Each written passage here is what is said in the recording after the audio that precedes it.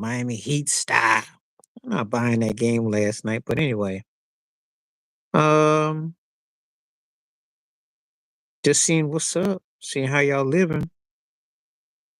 Thought I'd come on here for like an hour. See, we're gonna talk about it, be about it, see how everybody doing. If you're on here, turn these things on real quick. Get this question out.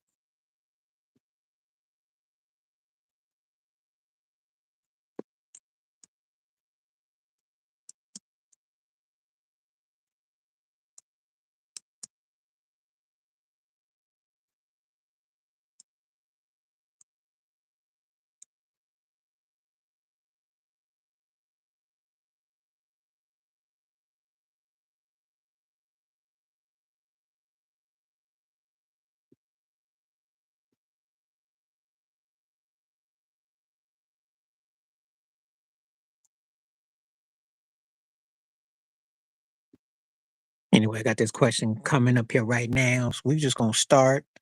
Yeah. If you talking about basketball, let's get into it.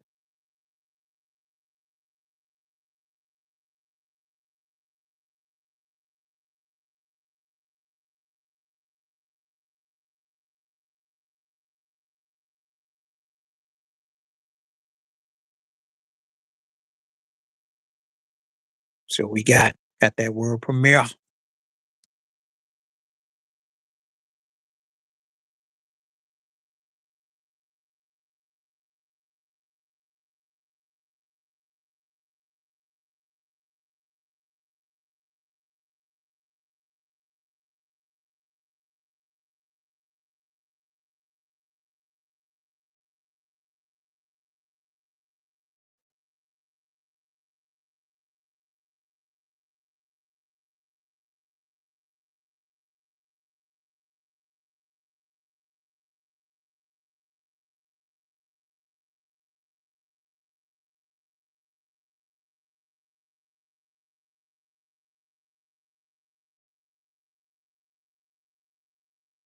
Bringing it to you live. Let's see if anybody's gonna come on.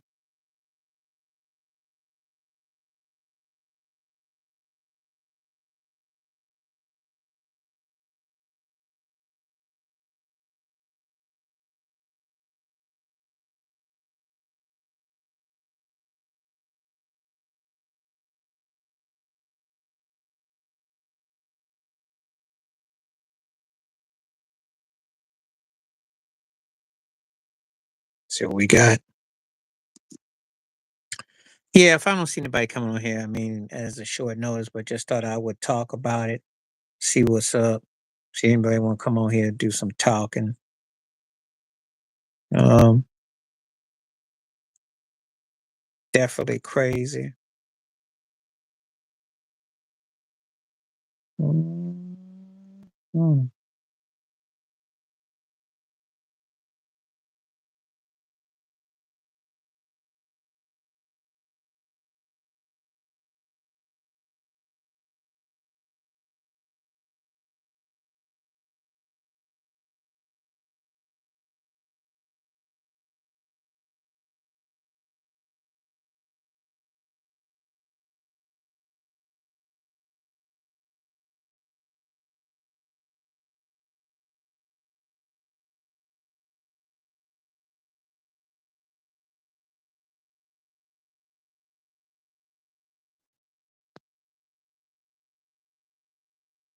Okay, everybody's on here. Feel free to come on through. I see I got one vote so far.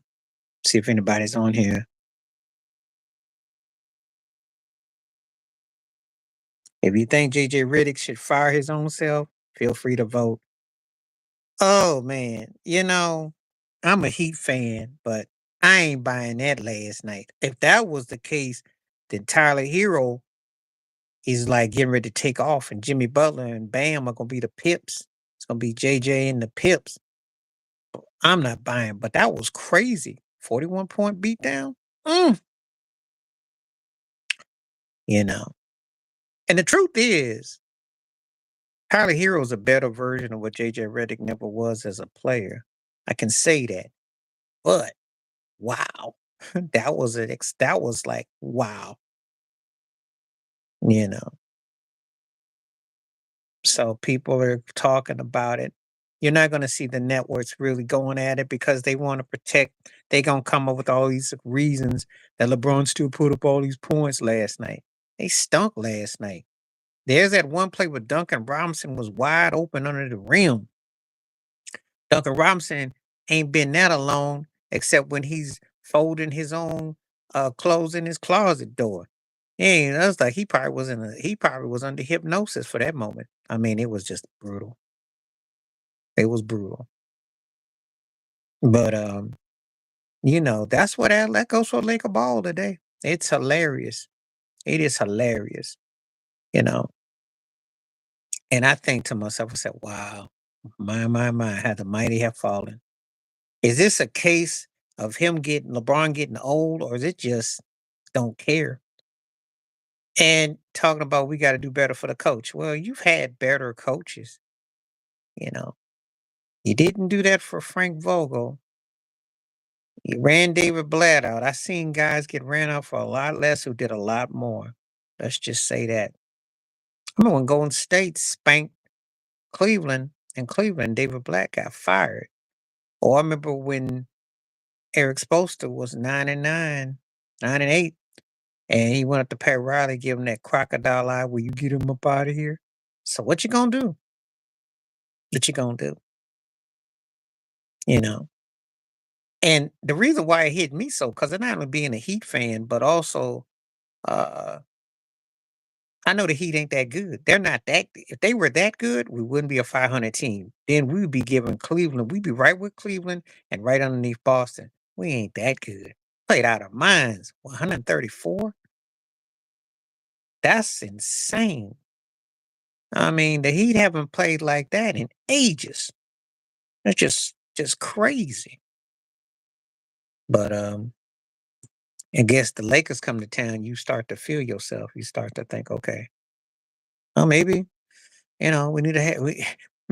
If they're gonna bring that out of us, let's do it more often. Come on down and feel free to chat. I'm looking forward to anybody who wants to talk. Comments, interpretations. Let's do it.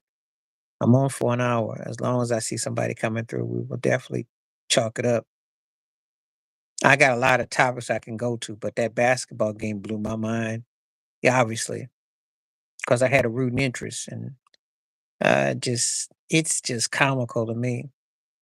He got to have some good video or something on somebody to be able to call himself a head coach. You thought you could do this. You thought that you could have a podcast. You thought that you could run X's and O's and curse people out and part your hair in the middle and look like Lever the Beaver, and you were going to be all clever and smart. You thought you were going to be the second coming of Pat Riley. But you thought wrong. You thought wrong. Because you don't have a Paul Westhead as an assistant. And you sure as heck don't have a Jerry West. You're depending on a aging superstar player who's a diva who stat pads, and that's how you're gonna find your blaze of glory. You thought Darvin Ham was a joke, and you thought that this was easy. And you're wrecking Anthony Davis, who's actually played great for the most part, but he's stunk it up lately. He's been stinking it lately. And it rubbed off on him. He gonna fool around and go from a could have been some when he let Rudy Gobert hang on the rim on him, I knew he was done. I knew it was a wrap. But it's definitely gonna be a long season in La La Land. La La Land is in for la la la la la. La. Feel free to come on if you want to talk today. That's the big thing with the basketball. What's going on? That was like a wow, a wow. And I'm thinking, hmm. I'm looking at JJ Redick and thinking, wow, you are turning into Kurt Jr. Whopper Rambis. You're making Kurt Rambis look like he knew what he was doing as a coach. It's pretty brutal.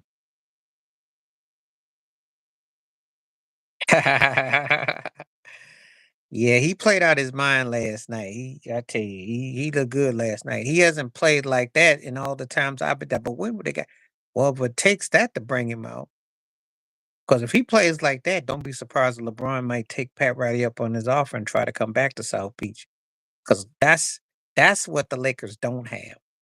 Connect and Austin Reeves ain't looked like how Hero looked last night. Hero took over the game last night. He waxed that butt and it was over before it had a chance to start.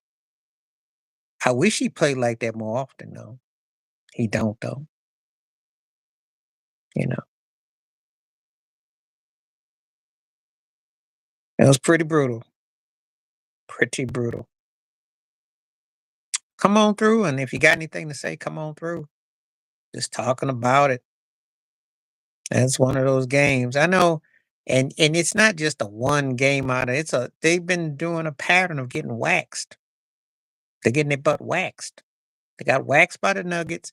They got waxed by Minnesota, and they got waxed by Miami. And they've been getting waxed on the road. But since they lost that game to Orlando, which they should have won, the Lakers, just watching how the players play and what goes on, what goes.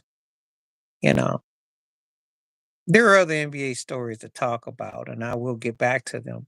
But because Tyler Hero made himself like so pompous and so arrogant, and he was gonna be this, and everybody was dumb, and they had this thing in store. Well, I got to talk about him.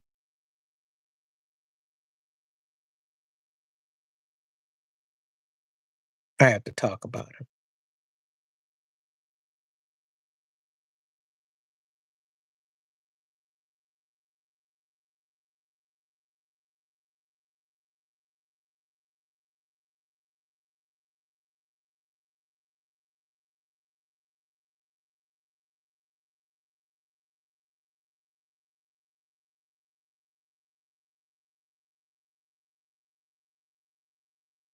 So just kind of like pacing. Anyway, I'll see who comes on. If I see anybody come through, I got another votes came on. Everyone is saying yes so far. This is good. He should fire his own self. Yeah, like when we play basketball, we used to say self check because ain't nobody gonna go out there and put a hand on you because you can't make a shot past 10 feet. Well, he should just go ahead and self fire himself. He like he ain't over his head. This is one of the worst displays of coaching I've ever seen. And I can understand if you're not playing defense, but your offense sucks too. That's the sad part. You suck on all four fronts. Your offense is inept because you letting someone play hero ball, pun intended. Your defense sucks because they just stand around and waiting for something. Your bench sucks. So what you gonna do? Well, I'll tell you something. The Lakers are good for your stats. Oh man, they had Utah looking like they were about something the other night, and if it weren't for that dumb coach making that dumb timeout, they'd have beat that butt. That's the closest game the Lakers had, and they stunk in that game. If around blew that game to an unknown Utah team because I can give somebody I give you some money. What's up? If you can name me 5 of the Utah Jazz players, I don't think you can today. What's up, man? What's happening? JJ Ridiculous. He's on fire. Boy. Yeah, I got your message and I saw that and I thought I was hallucinating. An entirely hero up there shooting shots like he's Darren Petrovic. I'm likening him orchestrate. Bam and Butler just sidekicks like they the pips. That's your coach. That's your team. Good luck with that. I want to hear what Shannon Sharp and Stephen A got to say about this mess.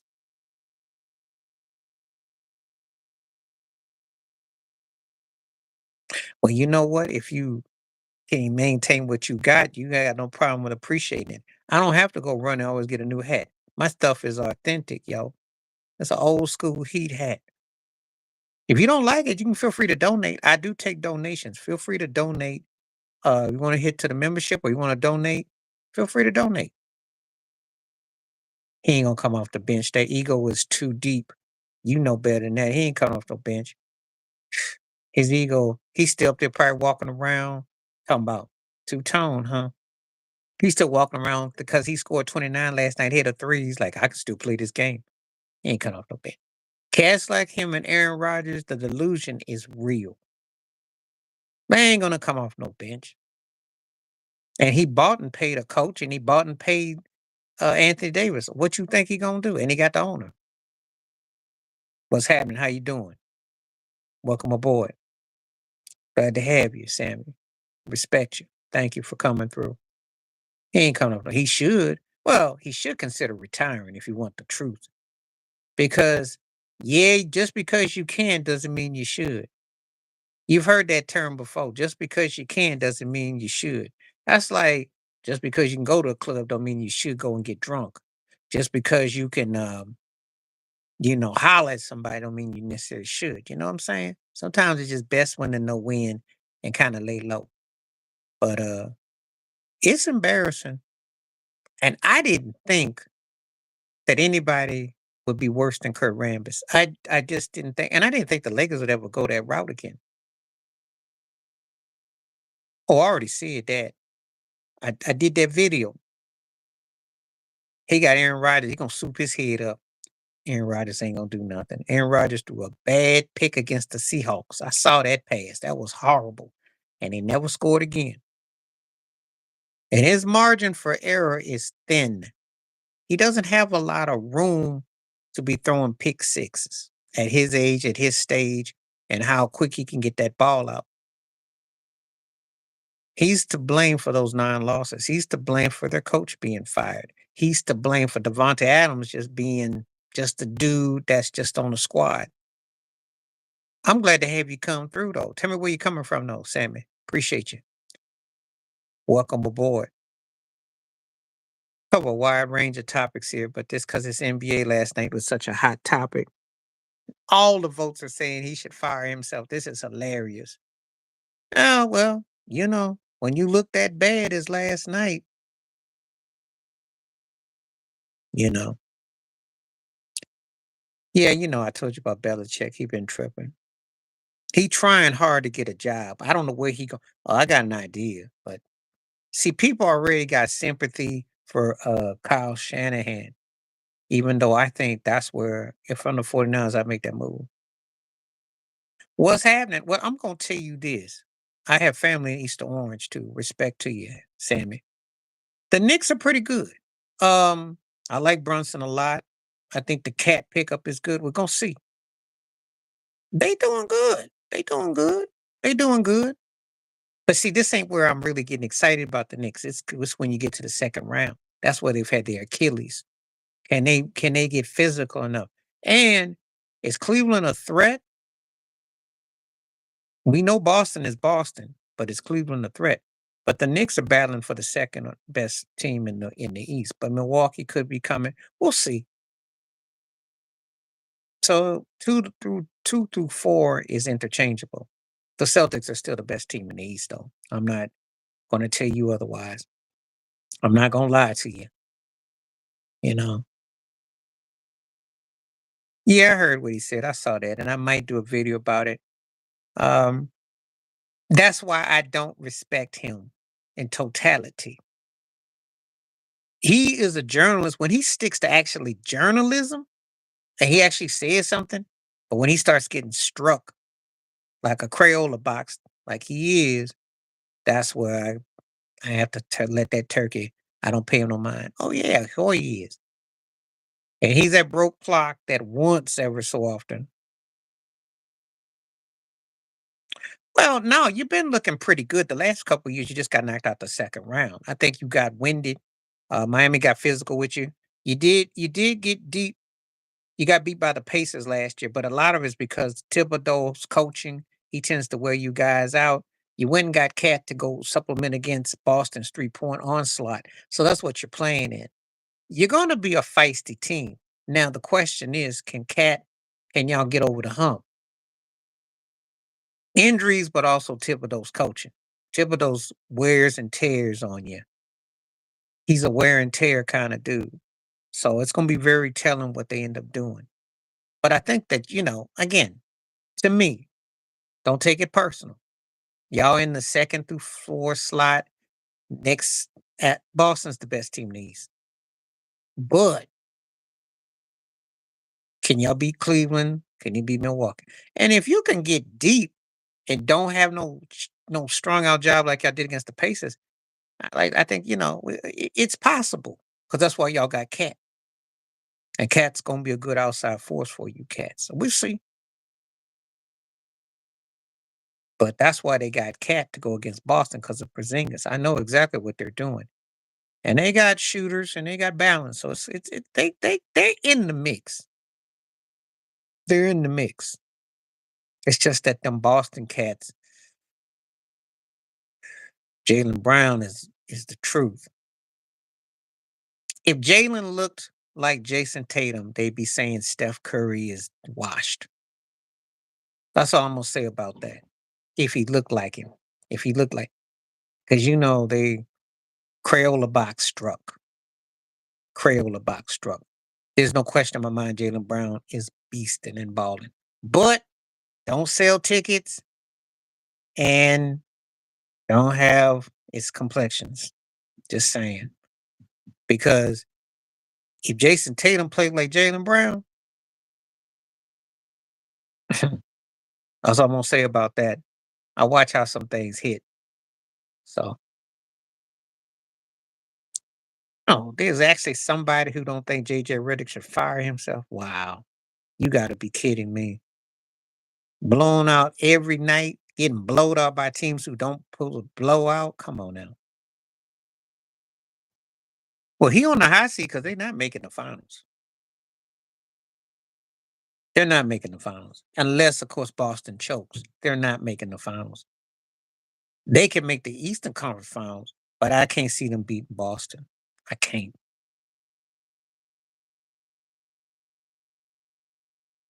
Oh, he's the Lakers head coach.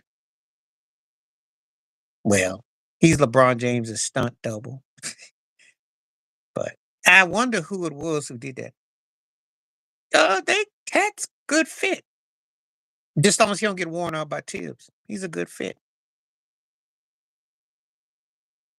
And the Knicks do look fresh. It's just that Boston is Boston right now. I mean, if it was everybody was equal, then I'd say you got a really good chance. Because I don't know how good Cleveland is. I got to see what they do. But what's happening? How you doing, Tom? Glad to have you through. Glad to have you through. Glad to see more people coming in. This is great. Think I picked the right time.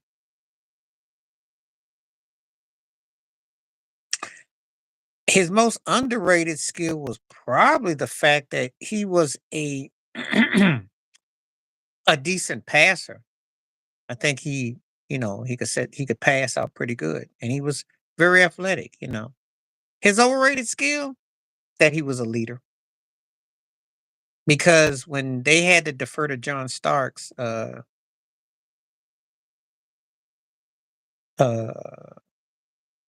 he he just still he wouldn't finish.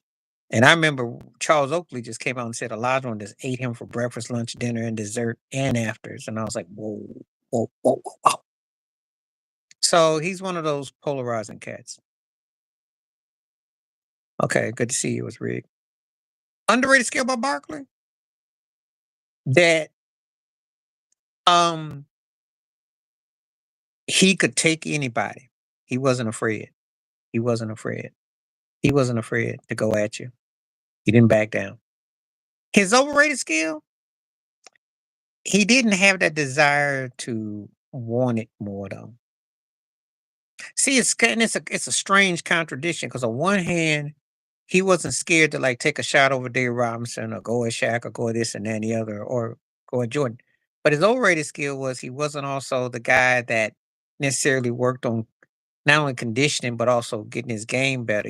There's just certain things that he didn't do. And I think those lines get blurred because he's one of the baddest players that you won't have in your top 15 ever that you should have. That's the sad part about Barkley. Yeah, that's the sad. See, I can say that about a guy who didn't win a championship.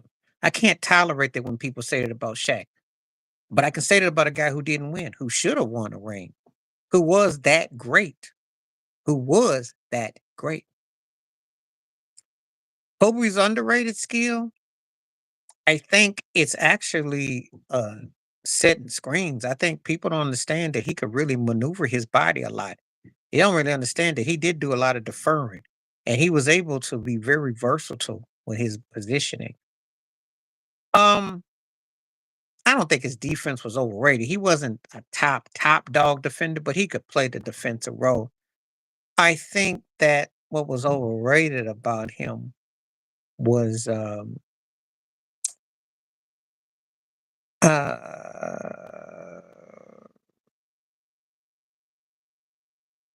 I would probably say um his outside shooting, to be honest with you. Because he was more scary when he drove to the hole. When he started settling for shooting a lot of outside shots, and sometimes he tended to just shoot anything. And sometimes I think that uh, kind of watered his thing down to me. I think he could have been a better passer, truth be told. So there's things that he could have worked on with his game. When people say the Jordan Light, yeah, he emulated things, but there's a lot he didn't get. Athleticism, mental composure, attitude, yeah. But the fundamentals of certain things he didn't do that he could have done. Could have been a more dynamic assist man and could have drove, instead of settling for a lot of outside. Sometimes they were needed, but sometimes he played into theatrics. His defense mainly suffered on the perimeter, depending on who they were playing against. But when they brought in better defenders in different sets, that's where he came alive. So, and but that's what I got to say about that. That's a good topic, though. We don't talk about Kobe near enough with that. So that's just good. All right, come on now. Let's see. We got it going on right now. We got it going on. 77 saying he should fire his own. Who's the ones coming up here saying wow, this should be a no-brainer about JJ Redick. I must got some undercover Laker fans or some ESPN personnel or somebody in here. This should be a blowout. This should be a blowout. Well, because he was comedy. And I'll give him his 10, 15 points. He's basically, yeah, he tended to, once he fell in love with them, what I call them Hollywood stuntman fadeaways, that's what he ended up doing a lot. And that's what he didn't do. And then he missed out on dishing off. Because I remember when he was playing point, he said, "Oh, call me Kobe Johnson." He was laughing about it on Twitter. But I'm thinking, yeah, Shaq's dad did say if that guy could see the floor better, he'd been the greatest. And I agree. Because I think not having all around game did hurt Kobe. I do. I think if he'd have played a more all around game, he could have been scarier, even more than he was. That's just my personal opinion. Because I don't think people realize the magnitude of what he could have done. Yeah, he had some uncanny abilities, and when he played in the triangle, especially when Shaq was there in the initial, he really had a chance to really just explore and go.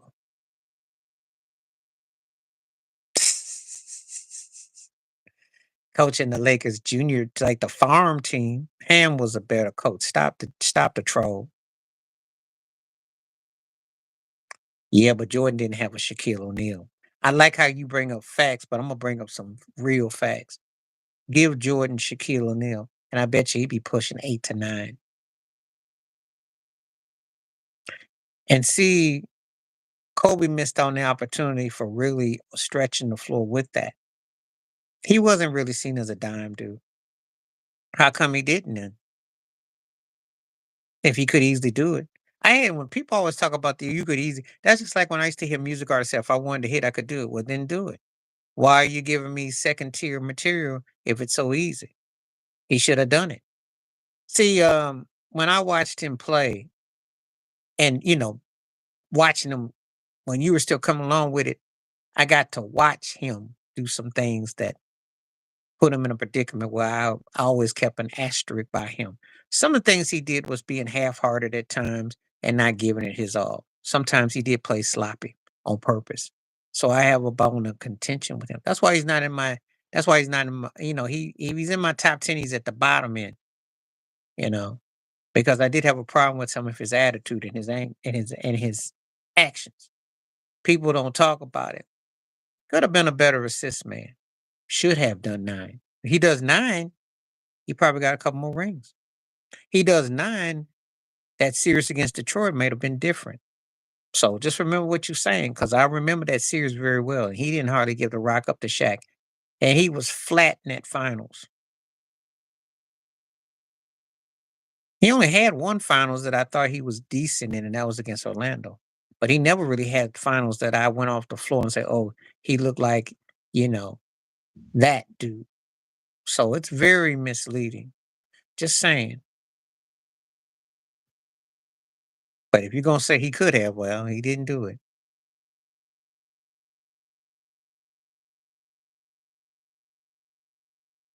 You know, I just go by what I see guys how they unload and whatnot, and that's all. So, but I know.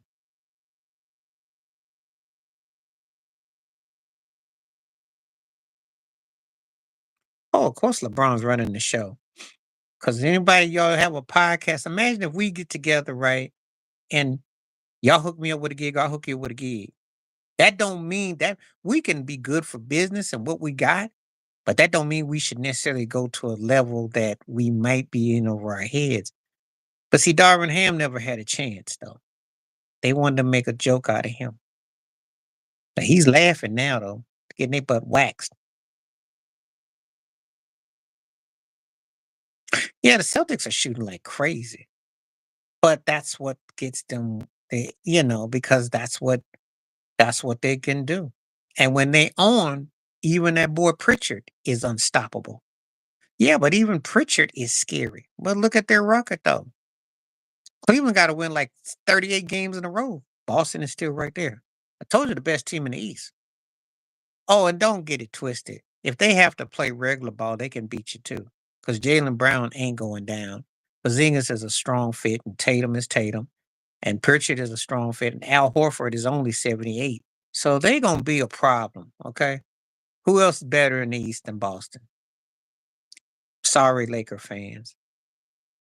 Well, they doing it. They doing what they want to do, and in an era that glorifies it. But the thing about it is this: let me tell you how talented they are. If they were just to play walk it up, slow it down ball, they could still beat you because they got a duo that's tough and they got other pieces that are fit and they can play defense too. So they're not going to lose too many games. If you're paying attention, they are where they are. That's why they picked to win it again. The only problem with them is that no one likes those two dudes for different reasons. Jalen is the better player, but he can't sell no jerseys. And Tatum is popular, but he don't play like Jalen. If you put made 101 of it, you'd have a guy that might be considered just outside the top 15 greatest ever. If you could combine Tatum and Brown as one right now, put the personality and the game together, and you got it. That's the sad part about them. Just keeping it 100.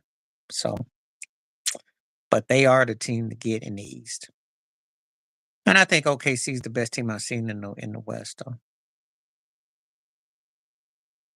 All right, now come on now. Let's keep it going. Let's keep it going. Anybody out there want to come on and talk? Feel free. Want to donate? Feel free. Hit that membership. Uh, Probably in about a couple years.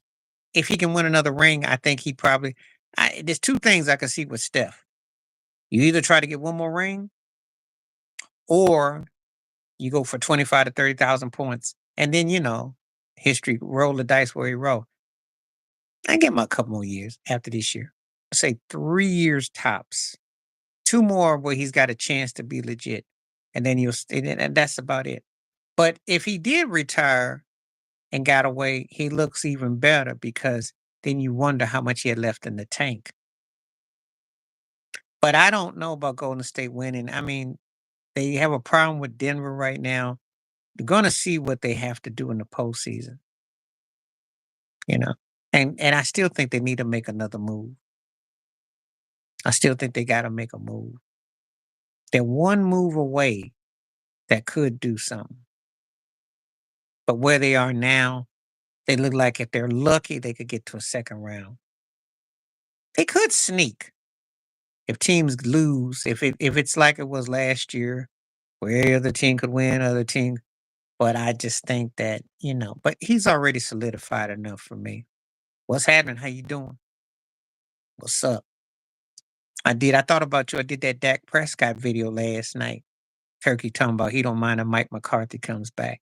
Sure he don't, because Meathead is welcome. As long as they don't ever get asked about how whack they are, of course he's welcome. As long as Jerry Jones runs everything, of course they are.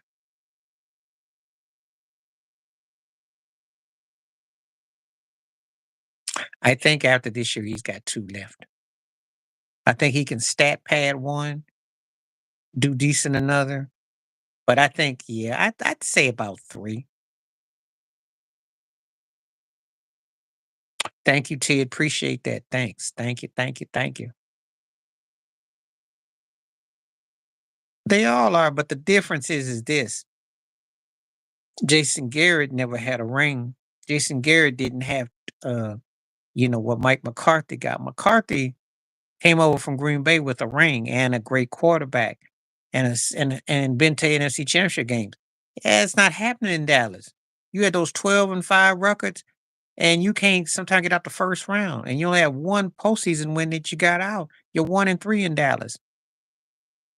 You lost to Frisco two different ways, and you got smashed by Green Bay with a fresh, pretty much a rookie quarterback. So, uh, the thing is this: you got to bring something. But if Jerry Jones cared about winning, McCarthy would be gone, and Dak would be gone, and he'd rather go ahead and tank than to sit around and play these games that well we're going to get no because you just want to get paid.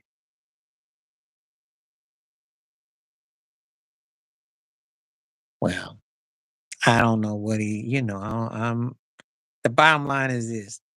He playing like he playing like a company man. That's what he's playing like. He's company man. See, he know how to toe the line. Yeah, let's keep McCarthy around because if I can sit here 2 or 3 more years and get this pension, I'm good. And Jerry Jones ain't gonna move me because he can't get nobody. Sorry, Trey Lance. I don't think so. Cooper Rush. I don't think so. Unless Troy Aikman can get out the old folks home and come back down. No, they don't. For what? Belichick ain't gonna take that job. If you know about Bill Parcells, Parcells and Belichick were boys. He is Toby. He gonna ask him what was Jerry Jones like. He brought in Terrell Owens. Parcells didn't want that.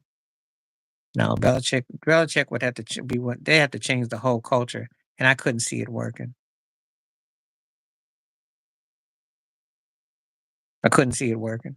I tell you where Belichick would best be suited. He'd be best suited. There's two places. There's three places. San Francisco, Minnesota, because they something. He ain't going to no Chicago or Cincinnati. He goes somewhere where there's a quarterback that's legit. No, they don't. The Bears defense is all right. They need some discipline. He ain't going to no Jets. Aaron Rodgers too old, and they don't have enough talent there. And he ain't gonna be put in that situation there. And he already turned him down a long time ago, another lifetime. He ain't gonna go there. Cincinnati would be ideal with Joe Burrows because he's poised. That could be a heck of a dynamic story. Brock Purdy, dynamic story. But I'm just saying, when you throwing out good scenarios, those are the ones that come to mind. Frisco and Cincinnati for a guy like Belichick. Has to be a quarterback that's ready, branded, and there. I don't think he's gonna go through the stretches of an unknown quantity. Brady was unknown. I don't think he's gonna do that again.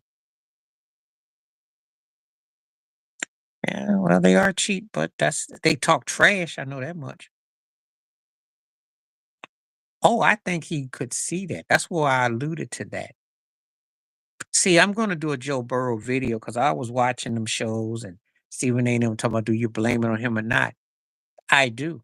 I do see Bella seeing that because there is something in Joe Burrows. He just don't have the right coach. I keep telling you. You see, Harbaugh's trying to catch Herbert before Herbert falls off the rails. Somebody got to catch Joe Burrows. I would. They ain't got no quarterback now. He ain't got no quarterback now because mac and cheese ain't gonna do nothing for him. And Trevor Lawrence, he look like he gonna be a backup. It ain't working. He take too many hits and he throws too many bad picks. And his head got swole a year ago, and after he came back from across the pond, his game fell off. Well, I don't know about, but see, they got too much firepower. Pretty much, that's what I've been saying. They need a coach that can coach ego. Because Burrow gonna be one of them guys. It's gonna be like Sergio Garcia. I tell you all the time. Every generation era's got that guy that you saw him and you say, "Yeah, he was something else." But what happened? And he got undercoached, underplayed, undervalued. I hope he don't, because the powers that be don't want him there because the college, because they scared he starts running things in college. I think he knows the NFL game is a whole different dynamic, and you got too much way to talk to cats, so cats might not even listen to you. You talk about Mixon, the one who went to the Houston Texans, Joe Mixon. That's not their problem. They're doing Joe Mixon is tight, but that's not why they losing. Their defense sucks. That's Listen. Their offense is in every game. Their defense is horrific, horrific. That's not their problem. I'm not saying Joe Mixon wouldn't be a good fit for them now, but that's not why they suck, because they don't play no defense. And I should have known when Washington beat that butt early. It's not trolling when you suck. You suck. When you make Tyler Hero like Petrovich, making him looking like like come on now. I'm a Heat fan, but I'm not that delusional. We ain't got no business beating nobody by no 41 points.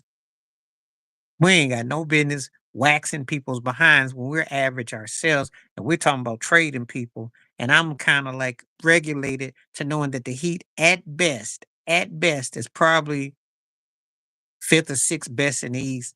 And they waxing somebody like that? Come on now. He can't do nothing because he's mentally already getting derailed. I won't be surprised if you give him a crutch in a couple weeks. Because the way they're getting waxed, he got to get hurt soon. His feelings got to get hurt. Yeah, he's tired because they don't do nothing. They don't they tuned out JJ Ridiculous. They tuned out LeBron. And they know it's stat pad central. And um Connect is too young. He's still green. Reeves is hurt. D'Lo is going through the motions. They trying to build up a package. That's what they working on. They telling these turkeys, we got to package you cats out, but nobody wants what they got. That's what the problem is. So they stuck and good. Play that till the wheels fall off. I'm gonna laugh, laugh, laugh.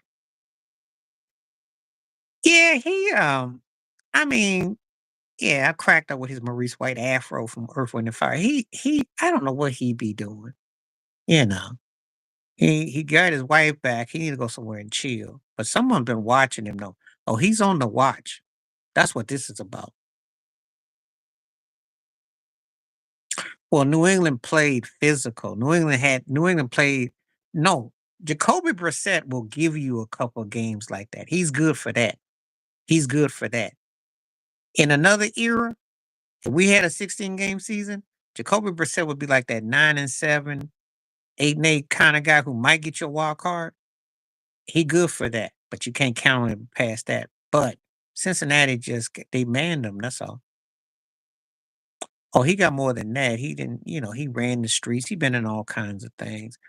I remember Wendy was talking about it. But see, this here was on some kind of flex.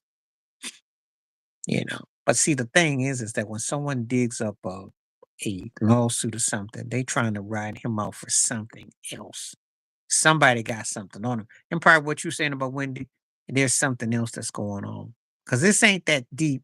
I mean, yeah, he talking trash, but there's something else he had messed up somebody. That's what this is about. They trying to get at him. They send a message to him. So I don't know. But I'm sure it'll get real. Get real crazy. Yeah, I mean, not saying he ain't. That's why you think he got the TV show. All of them are. All of them. I say a tie. I say a tie. But if I had to pick one, I'd say Barkley. Even as a Bills fan, I got to give it to Shaquan because he didn't lead that team since day one. First of all, um, no one saw Philly being where they are, and he been bad all along. No, they got a core of teammates around them. It's just that it was the coaching and Josh Allen throwing a lot of bad passes, throwing picks or overthrows. Stay consistent. He just played more consistent football. He's just been more fundamental. He's been letting the game come to him and not try to do too much, not play hero ball. That's all. Yeah, but they all, let me tell you something. I like Judge Joe, but they all dance on the same rope. Don't get it twisted because they all part of network TV. Some go about it in a different way, but they all singing the same song. Judge Joe pushing that barbecue with Tiffany Haddish and with the Dana, the real Dana, that show I watch. So don't act like he's exempt because Tiffany Haddish, come on now. Come on now. You want to talk about shuffling? Come on now. Woo wee, that barbecue. So I'm like, come on now. Tiffany Haddish, come on now. You can't call nobody else out for who you associate with. And Judge Joe always been in the Hollywood scene. He was married to Frida Payne. He always been in the scene. I'm telling you, I don't. Some of them he did that. No, have you seen Judge Joe's on the show with Dana? They on YouTube, and he always gives his takes.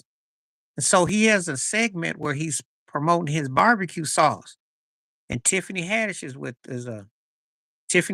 up there with him with the sauce. You got to watch the Dana. It's part of their uh pitch. It's commercial. It's on there. You can look it up. If you watch Dana with Judge Joe, you'll see the advertisement with his barbecue sauce and Tiffany Haddish like, woo wee. No, so and all I'm gonna say is this. Well, he's probably checking out Tiffany's crazy behind, but I'm gonna tell you like this. If you got Tiffany Haddish around you, you can't talk about nobody. Judge Joe be making sense. I like what he said about the OJ case. I give him that. But all that Trump love he be doing, all this that they be talking, I'm like, come on now. I'm gonna say it like this. You can't sit up there and choose sides when you know both sides is flips of the same coin. That's all I'm gonna say about that. So no. He be telling facts about some of the other stuff that goes on in Hollywood. I'm not arguing with that. And I do check him out, but sometimes, yeah, he is. Yeah, he is. Yeah, he is. Yeah, he is. Ain't no different. Ain't no different. And he got around with some bad chicks because Frida Payne was bad. And there was another one I forgot. Joe he got around. Crack me up how he be trying to talk about Tina Turner. Cracks me up. That's funny. But, you know, I watch what he say. Like I said before, if you get on TV, you had to gotten some kind of hookup. So think about it. They don't just let you on TV because you're cute and you're pretty and you smell good. You got to do something. I'm not saying you got to do strange stuff, but you got some kind of connection, if you understand, especially when you're getting ratings or you're a known commodity. And Judge Joe was known, like Mathis was known, like Judge Judy was known. Okay, in the divorce court and people's court and all them courts. You don't blow up, especially when you're black. Who are you kidding? You know, and I ain't got no pet peeve because first of all, the show was corny, so I just kind of watch at it. It was hood lingo. He did whatever. He found a niche, and he's no different than what Montel did or what Oprah did or whatever. If you're successful, if you can be on, so if you get TV time and you can make 5 years, and you can get reruns and get all that other stuff, you know, corny, but I ain't a hater because hey, I know it's a tough gig. That's a tough gig because first of all, You gotta have so much to go in. There's 99, 90, you're one of 99 trying to make it on TV. And you gotta bring it. So he got over, but his show was corny. So that's my pet peeve. I just corny, but I ain't hating. He got over. What you want me to say? You know, corny, but it worked. That's all. The two piece, the hair piece worked too, all that. But I don't pay no mind. I mean, again, once you understand how TV is just like this industry. Did you did your video? I'm not gonna waste no video space and no everybody him passing Kyle Cover. It took him how long it taken to pass Kyle Cover? It's not a video worthy. Oh yeah. Let's talk about him passing Kyle Cover while his team got ate up by 55 points. Not video worthy. Because right about now he wish he could trade places about him. Nothing to really say because um the Clippers don't have a lot right now. He can still play, once he gets his beard past his belly and he just decides to go to the hole, he can still score. He's lost a step or two, but he can still play. And the West, I mean, you gonna beat a lot of teams if you can fundamentally halfway score. So let me see what happens in the playoffs. That's how I judge James Harden. I don't go by regular season. Get at me when the first round. Get at me if he gets past the first round. Let's talk about it. I'm not gonna say much about that now. I mean, he's doing good.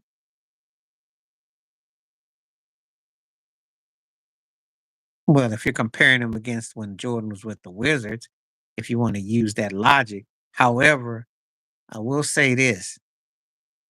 Though Michael Jordan lost a step and the team was middle of the road, they was actually battling. He wasn't getting their butts waxed by no 35 points, and he wasn't flexing like he was playing within the team concept. LeBron is holding back AD, and AD is allowing it to happen. Plus, Jordan brought Doug Collins in, a guy who actually was a legit head coach. Well, he did do commentary, but he was a legit coach. Yeah, he probably didn't want that big head in the same picture of him. He ducked him all right. That's comical. But you trolling now. They are wasting his prime. But I do think that Jokic does pad, but they are wasting his prime. Because Jokic is the kind of guy that we won't really know totality. The reason there's two folds with him. Um, Tell him about it. Um, Jokic does come off sometimes like he's just doing a bit to score because they don't play no defense. And he doesn't really either, but he's not challenging Jamal Murray, Michael Porter, you know. Um, um, uh, what's his butt? Um, they're just not getting enough what they should. Yeah, if he teams up with Luca, that could change the landscape.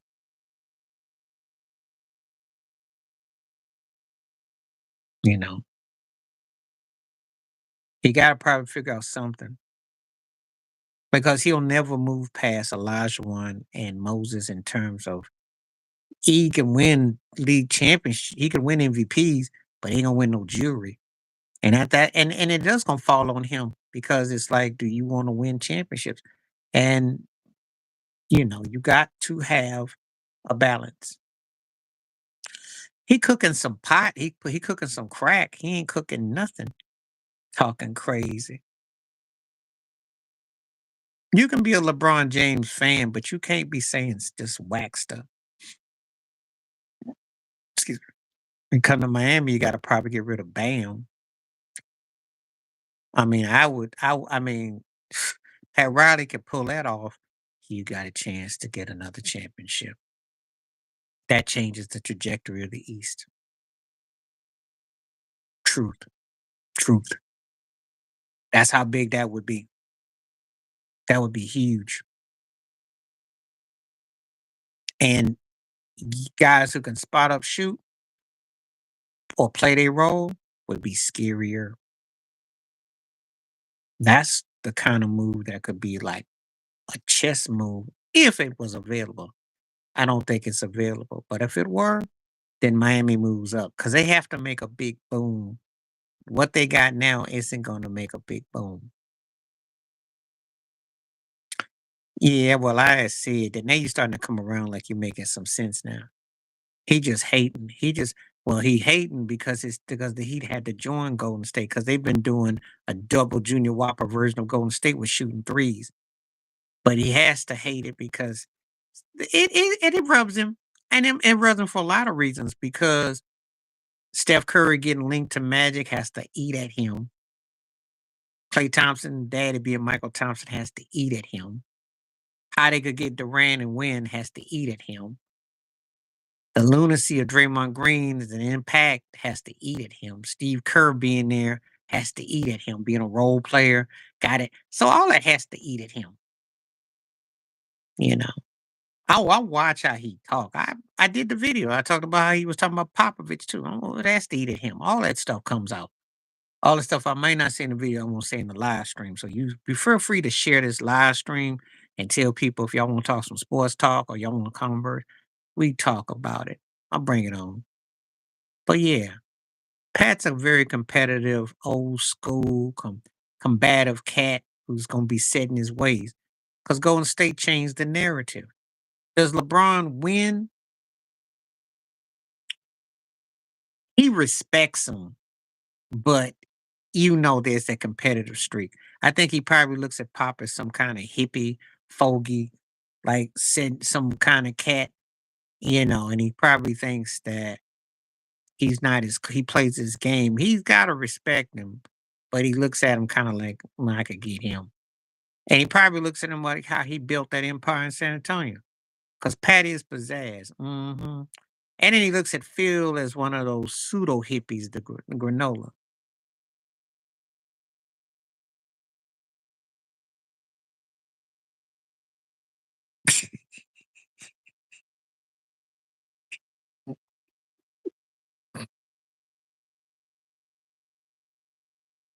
That's what I think about that. That's what I think about that. I mean, look, I like Meta World Peace.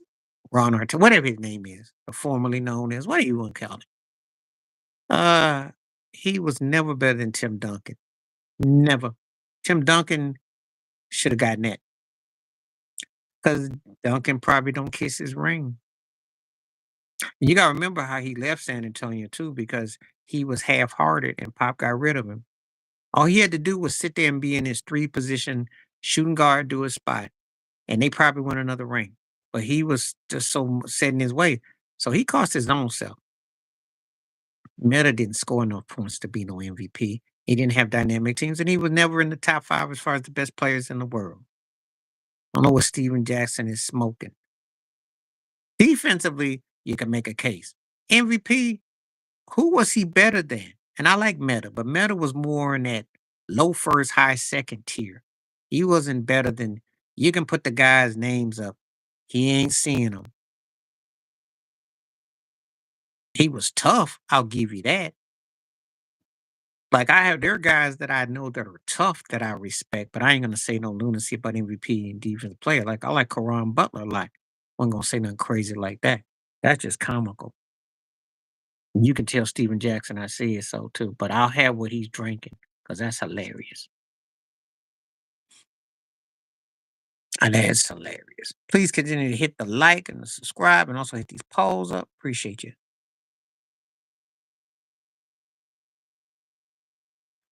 Miller said after KG made comebacks.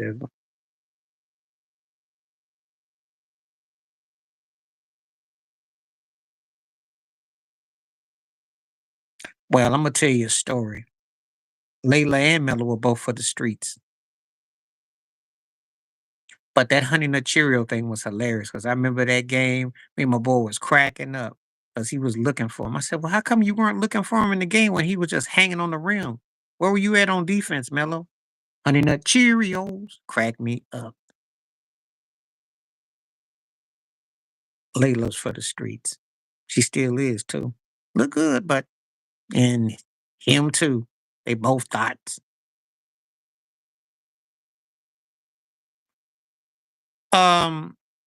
He would he that's the most defense he played all game because he couldn't find KG the rest of the game because Boston was waxing it behind. That's the only time he moved on defense. Cats get called like that. Cat called all the time. Be messing with that. The Pacers that year, they weren't a structured team. I think uh whatchamacallit was their coach too. Um and they should have had some fight in them the way they lost to the Pistons in the playoffs in '04 when Tayshaun blocked Reggie Miller. So um oh yeah. Yeah, they trash talk.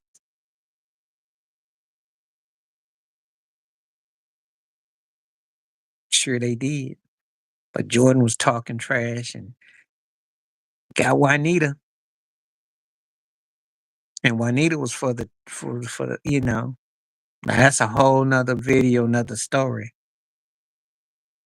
Well, Reggie was more her speed, but Jordan was the bag. You take it how you want to take it. That's fair game. If the 2002 documents are out there with the divorce decree and all the stuff the investigators found in South Beach with Jordan, he wasn't paying Juanita no mind.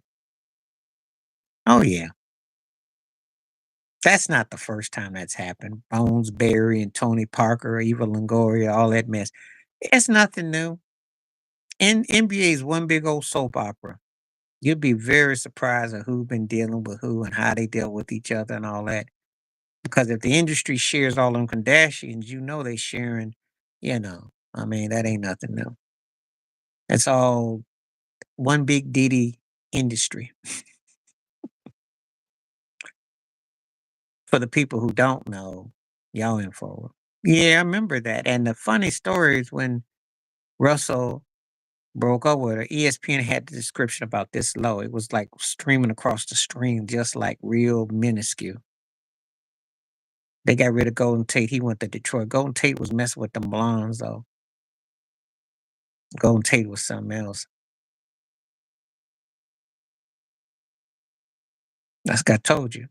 Yeah, and it was funny too, because I remember my buddy's dad, who's a Bills fan, he said, "Yeah, Russell's old lady was messing with Golden Tate." The way he said it had me laughing. And the divorce was about this big because they loved Russell back then. Russell had that kind of love. They had it. See, when they like you, when you get some personal stories, they did because he was corny. They liked all of them. Vin just went out of his way more, but they liked them all. They like Gary. They like Kemp. They like them all.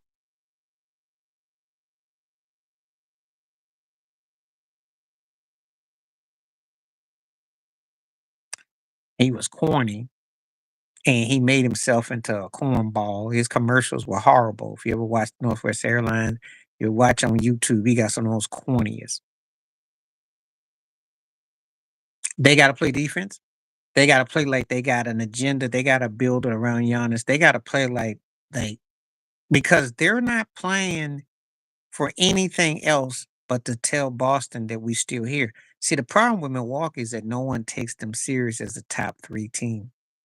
Everybody's sold on Boston, Cleveland, and New York, and they just look at Milwaukee as an afterthought, and they don't trust Doc Rivers, and they think Damian Lillard is funny time. You can make a strong case for him. I mean, think about it. You couldn't sell Justin Fields, and you couldn't sell Russell Wilson, so here he is with a team that's got a chance to be at the worst 3rd or 4th seed in the AFC. Their season's not over with. Who saw that coming? So, yeah, you can make a strong case. They could be. But they gotta play better defense and they gotta be consistent, but they need them in the playoffs. That's not what I'm talking about now. They need Dame and Giannis to be focused all year, and then we get to the playoffs because they got some critics. That's the problem with them. So, I guess so. I mean, I could say that for him, but I don't really put a lot of. But if they do good, like if they go deep, he'll get even more notoriety. Well, mediocre, but he's in first place in a in a division that no one saw him coming out of. They're ahead of Baltimore. Now you make it make sense when Lamar Jackson, who was an MVP consideration, Derrick Henry, and Joe Burrows, who's played incredible, and yet his so-called two mediocre quarterbacks are in first place. Make that make sense? Oh yeah, they was roasting Ryan Day yesterday. That was funny. That was funny. Yeah, that's all I'm gonna say about that. J. Will Tomlin can coach, yo. Eh, I'm not worried about it. I'm not. I hope Ohio State keeps Ryan Day for another day. Tear that butt up next year. I already know. See, I think like Ohio State thinks. If Michigan dare be sorry, right, and we don't win but one game, we could be 1-11. If we beat y'all behind, that's all. I'll take that one win. And that's what y'all had, except y'all done morphed into Penn State now. Y'all like in Penn State territory. Y'all good for 2 L's. So we'll see. He got an impressive record. It's just that you can't lose to Michigan. You can't have your 10 losses you've had and 4 of 'em been to Michigan. That ain't gonna fly. There's a lot of that goes around. It's what we call stat padding good to very good coaches. People do that a lot. And it looked like you bought it. That's how you get these tiers mixed up. Because sometimes a cat that's really a second looks like a first.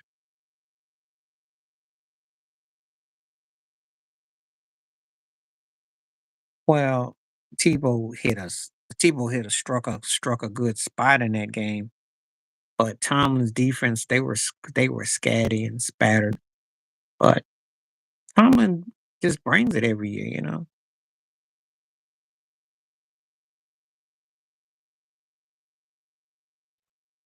John Hash Brown is what I call him because he's half cooked and half oniony. He's got some flavor, but then he's John Hash Brown is what I call him. He might be cooked if he don't do something, but I think he gonna fool around and be there for 25 years the way they're going, even though I think Baltimore's getting kind of long in the tooth. Oh, Tomlin, then that's a coach. Andy Reid, Midas. Andy Reid is the Midas touch because that cat seems to be right on cue. The Midas touch. The Michelin man got the Midas touch. I wouldn't call him Kool-Aid man because, it's the, when I think of a coach that's like Kool-Aid, I think about who would I mention as who I consider as Kool-Aid. Hmm. Let me think. I got to think about that one for a moment. Who would I call Kool-Aid? That's a head coach.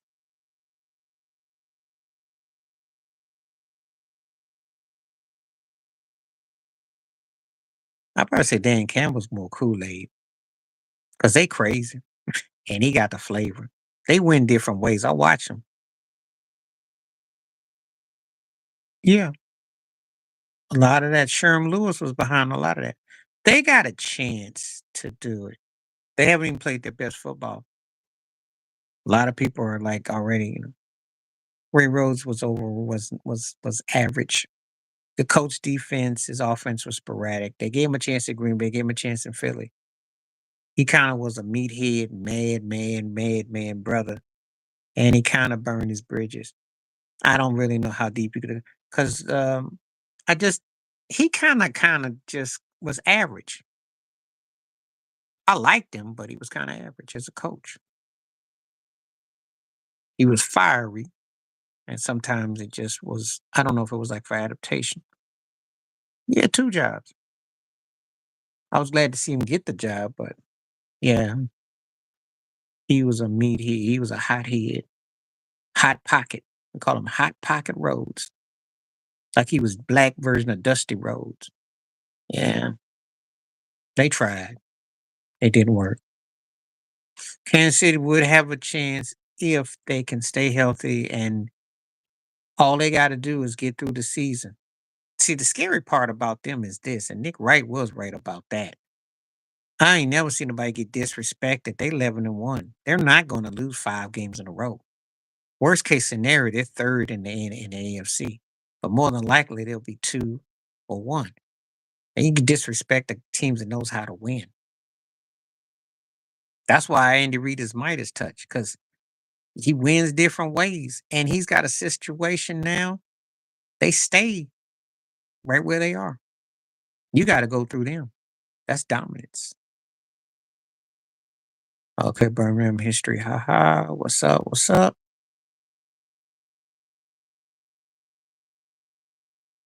What would make you think Deuce Staley had a chance?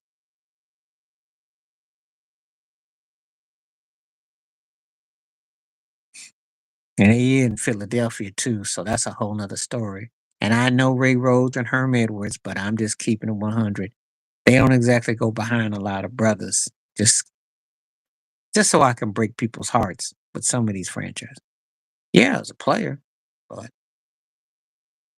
coaching is a whole different animal. It's a whole different animal. 70%, okay. That don't mean nothing. That don't mean a thing. There's a big difference when they trying to what they want to promote far as the business and what they want to promote as far as what they got. So it don't mean nothing. Keep on hitting the likes and subscription, please, please, please. Um, they probably make him go to college. It's a lot of politics involved. Philly is not the most progressive place, in case you don't know. Just gonna keep it 100 on that. Wishful thinking though. 69% say no.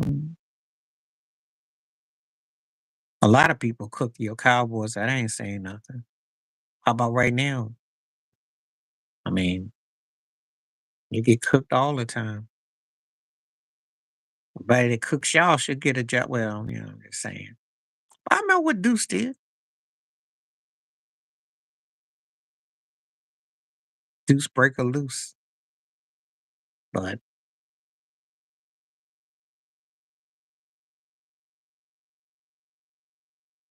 anyway, Vic Randall was bad, but I mean, when I talk about Michael Vick, I mean, this guy, I still remember that first pass against Miami where he stood still and threw a 50-yard bomb. His run, like when he got hurt in that preseason game against Baltimore, Ray Lewis got him from behind. Dan Reeves about almost broke his glasses and cried because he knew that was it. I've never seen a coach in preseason just had that boo hoo moment. And Randall was bad. Randall's problem was being hard hitting discipline because he had some good squads. Michael Vick never had the chance to have what Randall had in Minnesota his MVP season. They took a shot on him because he got out and what have you. You got to look it up because when Ray Lewis got him in that Baltimore against Atlanta, it's 2002, and he was out for the season. And I never forget Reeves had those eyes was watering. Well, Pittsburgh Steelers took a chance on Vic too. The Jets, there were teams there. But when you're asking me about head coaching, I'm not talking about what they take on as quarterback. I don't think they're progressive in terms of coaching and their personnel. But as far as like quarterbacks, yes, they've been progressive as far as that goes. There were some people that were protesting Michael Vick, though. Don't get it twisted. That they people love their dogs. Just saying. So you know, and you know, but yeah, if I had to pick out those two, I'm taking Prime Vic. And but Randall was bad. Though Randall was sweet, but Randall sometimes, Vic was like a little bit. He had a certain rawness about him. You wanted your Cowboys to get who? You did get Randall Cunningham when Randall was like 58, but y'all got him about 25 years too late. Dallas wasn't gonna get no Michael Vick. Oh yeah, because I saw that footage about they put that Trump balloon figure out the store. I thought that was what cool. What are you doing? I mean, you can't do that. It's turned into El Ranchos. He came close, and I still remember it took 500 pounds of cast, 600 pounds of cast to bring him down because he was strong in that fourth quarter. Eddie George was coming on too. That's how it be sometimes. That's how it be. Football is truly a game of inches. That's why it's the best game of the majors as far as I'm concerned. I liked him too. I just think that by the time he got ran out of Tennessee it was just janky. And he got to Baltimore, he was washed. But I liked him though. He was tough. I just hate they beat my Bills, but I have respect for how he commanded what he did. You do remember he got to a Super Bowl before Peyton Manning did and before Brady did. Remember that. Without having what I call top tier talent. Just say keeping it 100. So just keeping it 100. Because there's some guys that get anointed as this and that. He was a second, third tier kind of receiver and a guy that did some punt returns and stuff.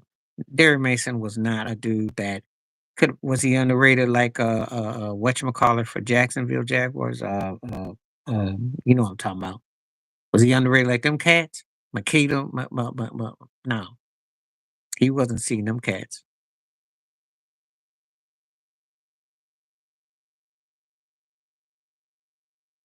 No, I take Michael Vick. Yeah, Jimmy Smith and Keenan McCall. They were more underrated than Mason was. Keenan McCall. Okay, well, that's fine. Cam was talented, but Michael Vick was probably the most gifted quarterback I've seen because he could run, he could pass, he was strong, he was elusive. He was one of those guys that I saw. I think in a fair world, Joe Gilliam would have been that dude, or James Harris back in the 70s.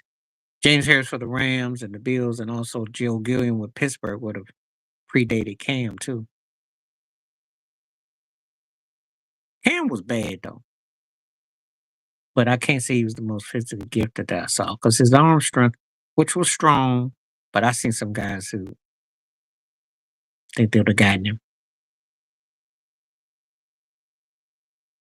Oh, he's the wizard. You know, he's the magician. That's what I call him. That dude's the magician. Now, because he didn't have no real receiver, and he got what ended up happening is that they went into more meat and potatoes, more of a grind. Actually, when he played that year in New England, he showed he could pass and do things. It's just turnovers and the way things unfolded. But then I also think it's also on him too, because sometimes he didn't get all of it, the thing out of him. And sometimes he was stunting with the Superman thing and he was stunting a lot. He kind of hurt his own cause. But he was bad though. He did rightfully so. Steve Smith Sr. was old when he got Cam. Okay, I ain't gonna stop it because when Cam got there, Steve Smith Sr. played his best ball with Jake De La Home. What you talking about? He had that white boy Olsen as his tight end. What you talking about? Steve Smith Sr. was on the way out. Borderline, borderline. But he's gonna have the Tony Romo hookup with the Blazer about being a broadcaster in the booth. The broadcaster don't get him in.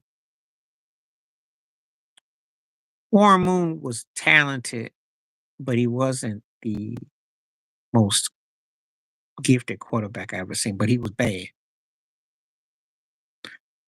I know what Steve Smith Sr. was like because he had Jake De La Home.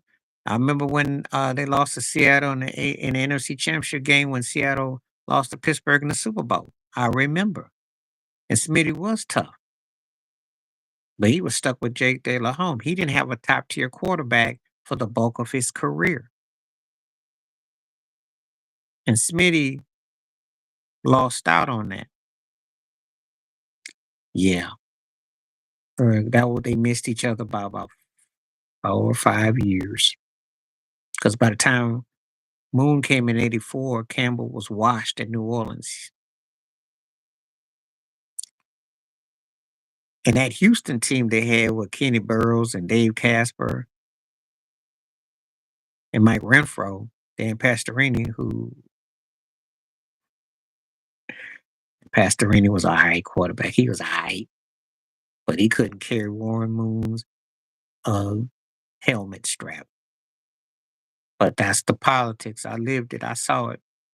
I like Smitty a whole lot. Smitty was, and I like his commentary. Smitty's one of my faves, but he didn't have the quarterback. He didn't have it, and that was an era when black quarterbacks were coming to the league without having the same components as the white components. Um, this is a great question. Mose was the better talent, but Welker got the better production. He's not really walking much, diabetic, and I just think he's kind of. It wasn't too good the last time I saw him.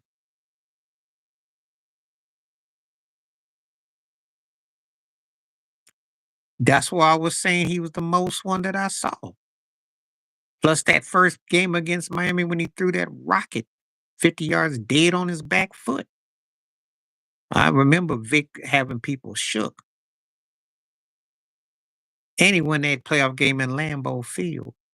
Beat Brett Favre and him on a Saturday night. Yeah.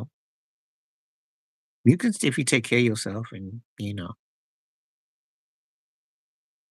Vic had it. Vic had it. Now it's a different type of electric from him and say Patrick Mahomes, but it hits different. Mahomes, because he's playing and he's also in rotation and the receivers and the stuff he had. But there's no doubt in my mind, Vic, given the right circumstances, because much as Dan Reeves was blown away by John Elway, and don't get it twisted, John Elway is one of the 10 greatest quarterbacks ever. Michael Vick was like, whoa. It's the physicality, that's why. Atlanta wasn't a physical team. Philly always came with that power punch. Yep, that's true.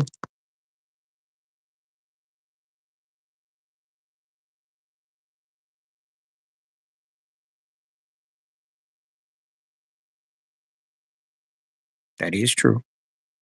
Please continue to hit the like, subscribe, and feel free to ask questions if you own anything you want to talk about. Let's do it. 67% saying that JJ Riddick should fire his own self. That's still way more than overwhelming. So maybe they'll send that message out to LA. Maybe LeBron will sneak on here and read it. I doubt it. But if you do, ESPN or Fox or whatever, feel free. Yeah, he did. I saw that. I saw that clip. Brian Dawkins could hit.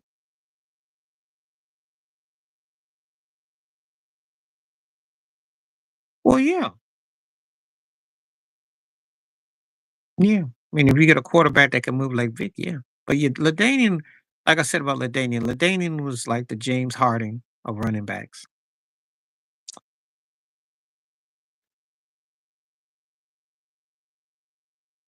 Joe Thomas has faced the same issue that Miles Copeland facing with Cleveland.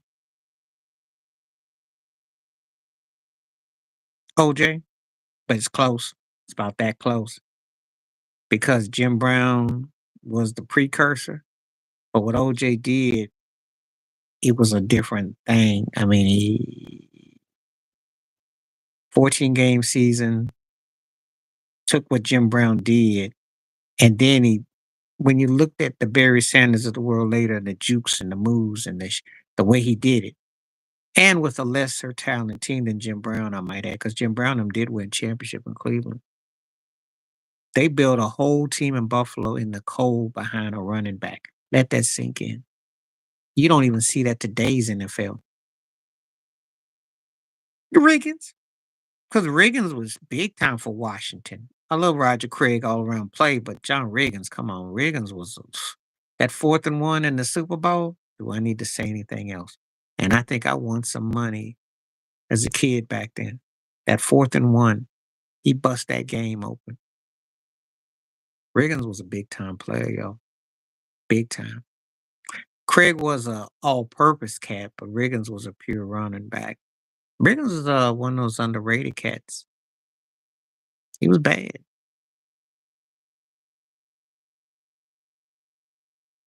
Riggins was tough, yo. He was tough. He's the kind of back if they had right now, they come out the NFC. That's the one thing Washington doesn't really have. That was their old school culture. Riggins was bad. I was a bad boy. That's a different NFL though, and it's hard to ever talk about it because unless you got to see it or you understand it, it's like talking a different language because teams used to prioritize running backs that were dominant. Oh God, I gotta do these lineman things. I'm going to start Peters, bench Trent Williams, and cut Tyrone Smith.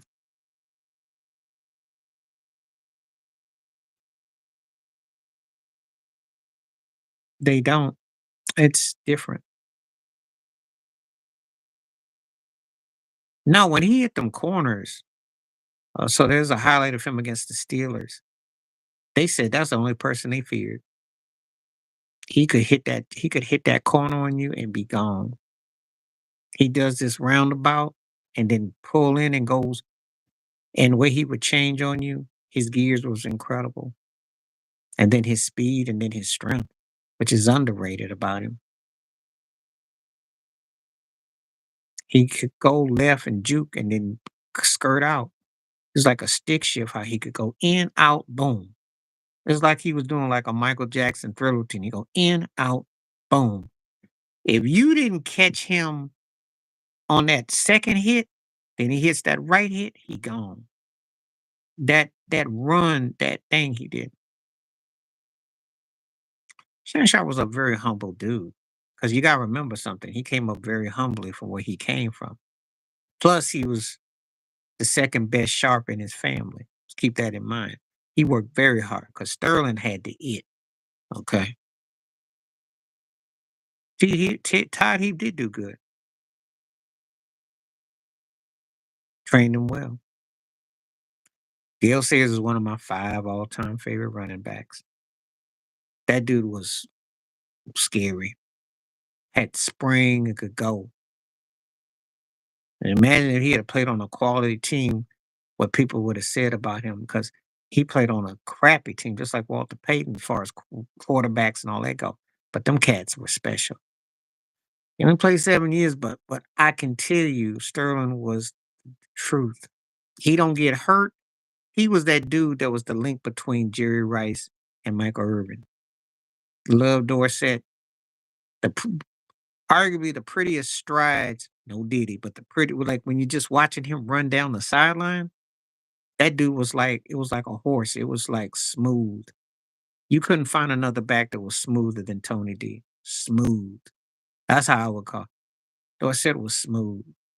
It was just so flow. It's like that star on his head, and he just flow. I remember that against Minnesota. He hit that run. That thing was sweet. Dorsett was something else. That's why I give Darryl Green props. It's the only cat to run Dorsett down in his prime. Nobody ran down Tony Dorsett. And Dorsett was one of those guys when he hit that little stun on you, he could be gone. Derrick Henry, yeah, yeah. Well, we talking about Tony Dorsett. We're not talking about Derrick Henry, but yeah, Derrick Henry when he does that full head of steam, and they both got ran down by Darryl Green because Dickerson had that run in '86, and he looked back up in the Jerry curl in his glasses, and he got all fogged up. Who caught it? Was Darryl Green. Ran them both down. I never forgot Darryl Green. You didn't run down Dorsett or Dickerson. And when Dickerson was very motivated by OJ, very inspired. He had that little counter hook he hit. Boom. Yeah. I just said, yeah. Dickerson was smooth, strong, and when he hit that little dip on you, he could be gone. But he was allergic to cold weather. Him and the Jerry curl both froze up in the cold. But if the weather's warm, he line your butt up. I remember when he was at SMU in Texas, him and Craig James, the Mustangs. Craig James did pretty good for New England too. So I remember. But ED was bad though. I think the problem with ED with me is he played for too many teams. And I think that hurt him. The Pro Bowl used to count for something. Oh yeah. Darryl Green, actually, I think he won it in 2002. People don't understand Darryl Green was something else. He just didn't have the fanfare as Dion, but his speed, that cat could run you down. Cat could run you down.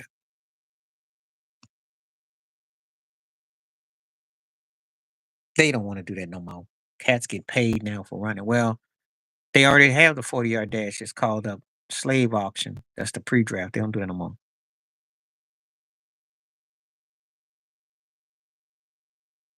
You know why he didn't look like Dion? Because Dion jumped at the ball. Darryl Green ran you down. You could throw the ball on Darryl Green. He didn't throw the ball on Dion, not during his prime, because Dion was like a jump, like Dion would like juke you.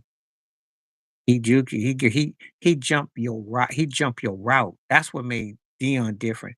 Green would run you down in coverages after, and he could tackle. But Dion would run the rock. That's the difference. That's how they were different. Dion covered ground because he had a quick first step, but he got the rock. Tyler was a better cover man. Tyler could cover. Herschel Walker is one of the most underrated pure talents. Do you see him do the bobsled? And he could run track and field, strong, agile, all that. Just don't think he really put it all into making himself into the complete player he could have been. Because he could have been like a Bo Jackson type. He had that skill set. Everyone wants interceptions. Interceptions, touchdowns. It's a stat machine. Um, Intimidation is the one that really. I remember the story. What they say: Ronnie Lott scared one man, Dion scared the whole team. That's the stat you want. Oh yeah, and see, he knew how to jump your routes. That's all I'm saying. That's what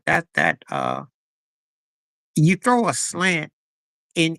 I remember Aaron Rodgers was scared. You remember Ted against Seattle when Sherman. Dion had that every week. You know, raw talent is Herschel, but who got the most of their talent is Bo. That's not. That's easy. Because Herschel could have came out of high school and played pro football back in the day. Yeah, he missed that interception against Eli. Because he gets that interception, they win the Super Bowl. But he wasn't Dion quick though. He was quick. He had quick. He had quick. How do I say it? He had quick hands. Dion had quick feet and his instincts. Dion's instincts was unmatched. You got to know how to intuitively know when someone's not. Yeah, he called him out. He thinks Andy Reid's the greatest head coach ever because he thinks Bill gets too much credit, which he does. A lot of people, including Shannon Sharpton, came over on Brady's board because Belichick didn't do much without him. He threw him under the bus, and Belichick tried to act all high and mighty, and it backfired.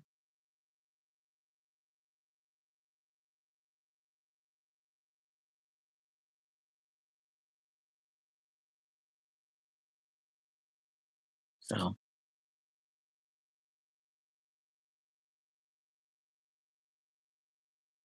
no, you got Timmy to choose wisely. I saw both those guys in their prime, and I liked them both. Bo was probably the freakiest player I seen that could do two things, but Herschel Walker could do multiple things too. He just didn't always get the best out of him and apply. Um, well, Travis Hunter, that's debatable. He is that good, but again, it goes to where he gets drafted. I say the same thing when I get asked these questions. Ted asks me all the time. I can't tell you about nobody until I see where they go and what system they're in and how it. Give you an example. Bo Nixon looks okay with Sean Payton because Sean Payton knows how to coach your quarterbacks. Depends on who is your coach. Depends on what set you got. Depends on Andy Reid, Patrick Mahomes. Depends on the set. And Sean McVay tends to turn them out, tends to have a system. Got to have someone who understands your system. Yeah, well, that was one bad play. But the thing that hurts him, he was tight. But again, it's kind of hard to be seen on a team where you had a lot of where you had players that were, that's just a fact.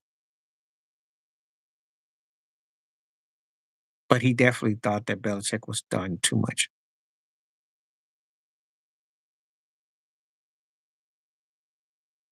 Because you always ask me, do I think so and so? Well, they're gonna say, look, who you get drafted by.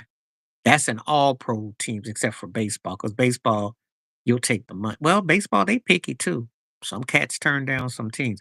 But like basketball and football, if you think you're gonna get drafted by Jacksonville in NFL, and if you think you can get drafted by Toronto in NBA, you may not be so quick to want to come out.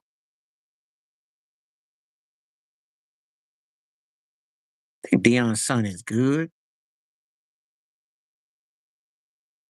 Bryce Young has just got a lot to learn, but they just don't really have like the components, and it takes time, you know. And you gotta take your beatings to get to where you're gonna get. That just takes time. That's all.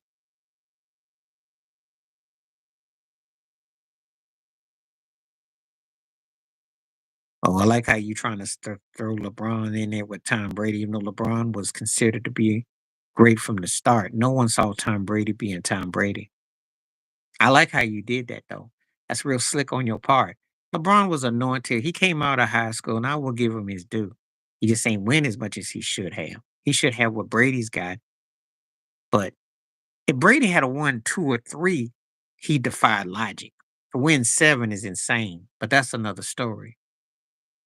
But no one saw that with Brady.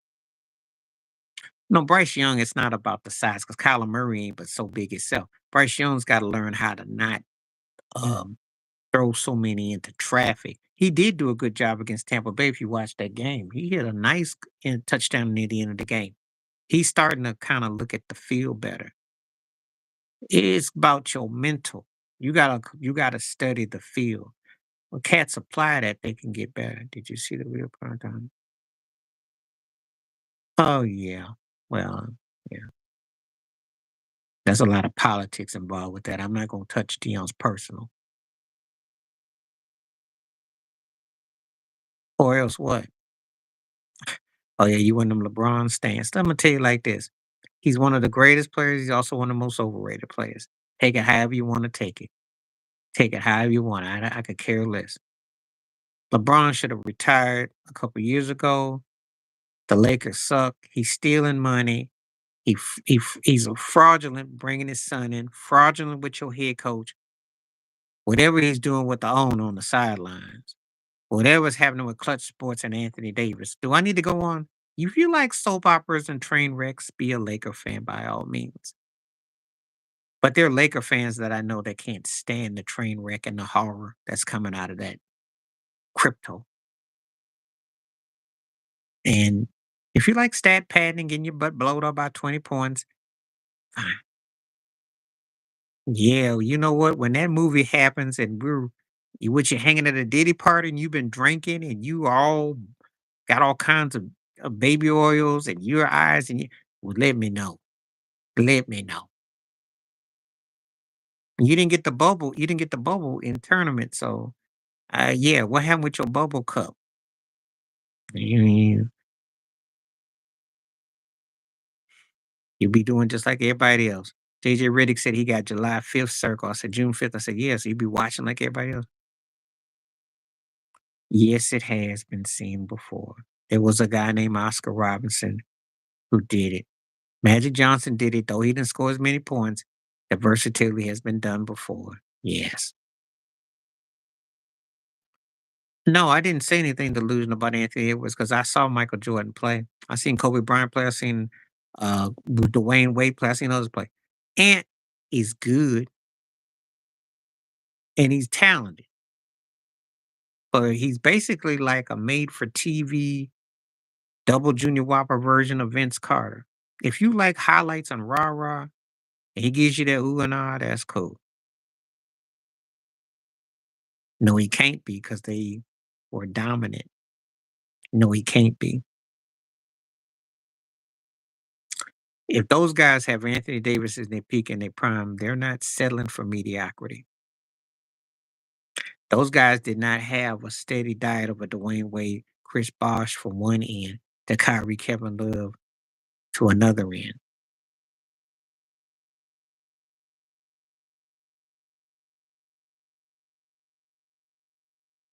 Yeah, and if you want to get blowed out by 50, we got you. And if you want 15 turnovers, we got you. And if you want to clank 23 pointers, we got you. What's your point?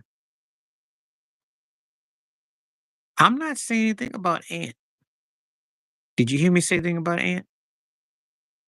Uh, Only if he's playing NBA 22K. He ain't doing it today. Did you not watch the game last night when Duncan Robinson was so wide open that he almost saw his shadow? The heck you talking about? You play no defense last night.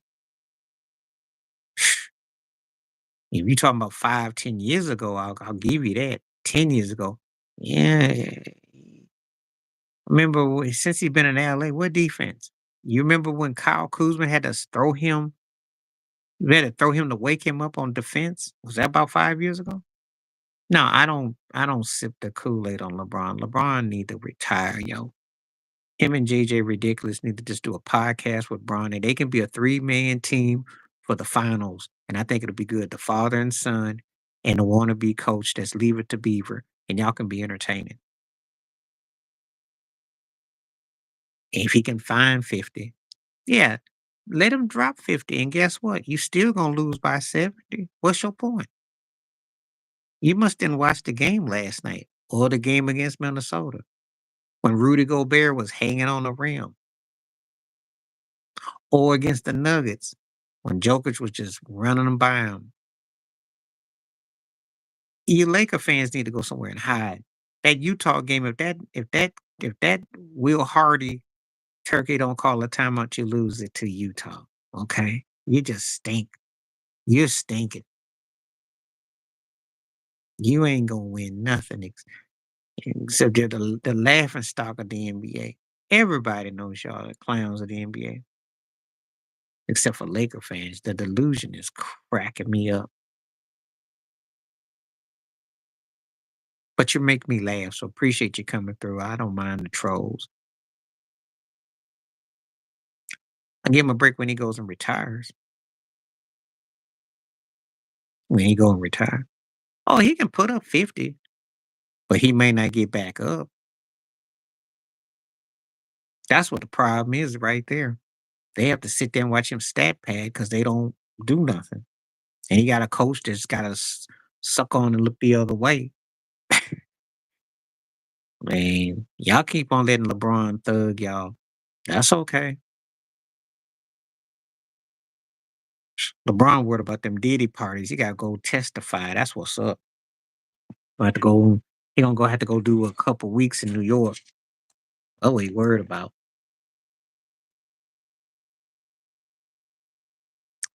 Oh, Jenny Fluff Fluff. That's what she is. She's Jenny Fluff Fluff, the old model who's still out in the streets.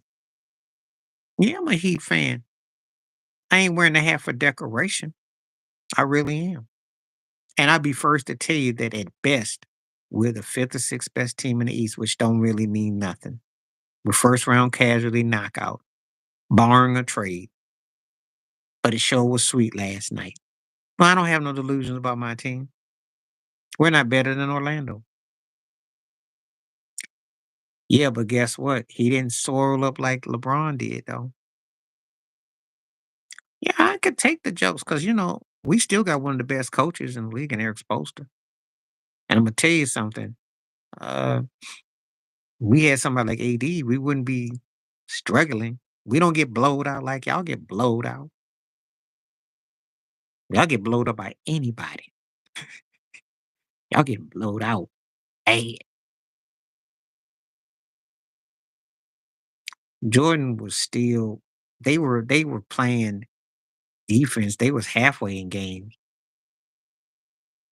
This Laker mess is oof, brutal. Brutal. And it could get even more brutal.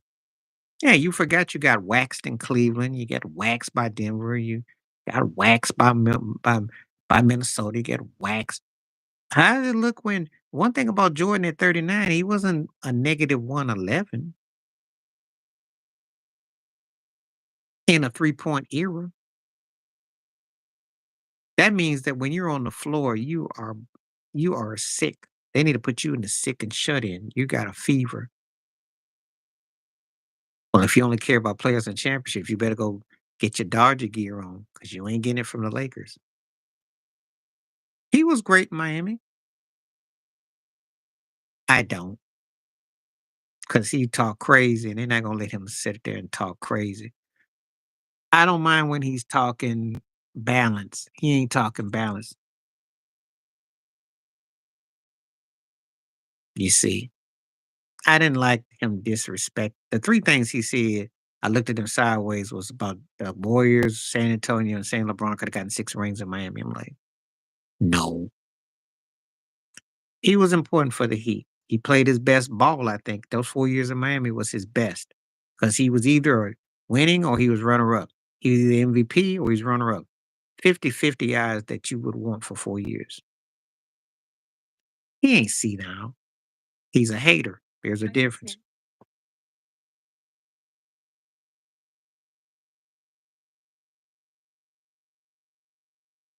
Something came up. He ain't see now. He just a hater. He's a known hater. He comedy too. It hurt because he cried to leave Cleveland. And I know Dan Snyder, not Dan Snyder, but Dan Gilbert was a hateful dude. And he called him out. And let me tell you, LeBron James fans, something too. You've never seen an owner ever call out another superstar and basically say he was shiftless and not worth nothing. You never heard that said of a so-called great player. Never. Phil and LeBron don't get along. You didn't hear about that, did you? Because Phil said, I don't want his posse around if I'm coaching. They had words. That'll never happen. But Phil was instructing Jeannie Buss about some moves, though. It was tough because he left Dwayne Wade the way he did D Wade. And Wade sacrificed a lot of money, and then Bosch had those spurts. So it was tough. But they've been to two finals. Even though they didn't win, they showed they could be a legit team. And that's all that's happening. That's why he need to retire because Cleveland is coming around. He ain't leaving that kind of situation where teams aren't going to be legit again. But he doesn't have the luxury of letting cleaning ranks and coaches and players and getting back. It's not working now. So please continue to hit the likes, hit subscriptions, and it's 63%. It's the most important game for both teams for different reasons. Detroit needs to do it because they get to sweep over Green Bay and then they can keep their lead. And that's very important because they've looked very shaky the last few weeks. So they need to make a statement game because they were lucky against Houston. They spanked the Colts, but that Houston game and there's another game they played was kind of close. The Packers need it because this is where legitimacy kicks in. I don't know. Well, it was big, but Jim Brown was from Cleveland too. So, but I think it's a bigger game for the Packers. If you win this game, then it means that that makes the road to the Super Bowl a little bit more trickier. For Detroit, they win tonight. That's huge because they play Buffalo next week. That's a huge game for Detroit psychologically if they can sweep them. I don't know. I know they owe Barry Sanders. They never gave him what they should have gave him, but I don't know. But it's a big game for Green Bay. It probably carries you more weight for the Packers because I still think the Packers are a dangerous team. If they win this game tonight, and then they lost that first game to Philly, but they've been way better since. So Packers are one of those kind of teams. They might not. They finish strong, as you know. So Detroit's been on this kind of winning and winning in different ways. That's why I call Dan Campbell a Kool-Aid guy because they play around with a lot of flavors. They mix and match. They're not afraid to try different flavors and hit you. So we shall see. We shall see. Call yourself Marcus Stradamus. You might know more than I do. I don't know. I have to wait it all out. I know one thing: if Buffalo don't go this year, I don't think they'll ever go because it's as good as it's going to get. And Mahomes is not going to miss many opportunities to win chips. Yeah, and that's why I said he gets stronger as the year goes on. I've been watching it. That's why I was liking Jordan Love. He gets stronger as the season goes on. Turnovers come down, win those games. It could be a problem.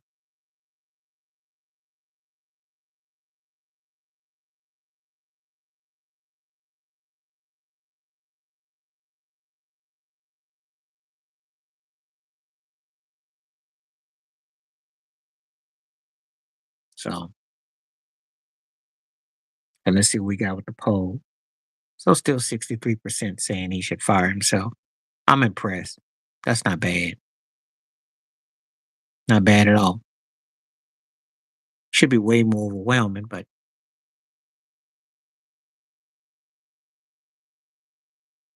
he did okay. I don't know about no Hall of Fame. If I'm a bet man, I still think it's the Lions. But I will say this: if Philly is healthy and they get number one seed, I think they get it. If they get number one seed, I think whoever gets number one seed is going to come out the NFC. That's how I'm going to say it. Because it took them a while to catch up to Saquon Barkley, and their defense is healthy, and Jalen Hurt, it's kind of taken for granted it's coming along. And Philly's got to have a chip on their shoulders.